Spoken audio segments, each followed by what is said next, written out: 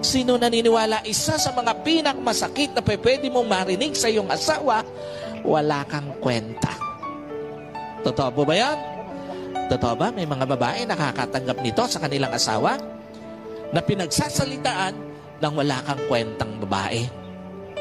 At sino po naniniwala, isa sa mga pinakamasakit na pwedeng marinig ng isang asawang babae sa kanyang asawa, hindi kita kailangan. Totoo po ba? Naririnig to ng maraming mga babae? Naririnig ito ng maraming mga nanay? At sino po naniniwala, isa sa mga pinakamasakit na pwedeng marinig ng isang babae sa kanyang asawa, hindi ka makakakain kung wala ako. Alam niyo po,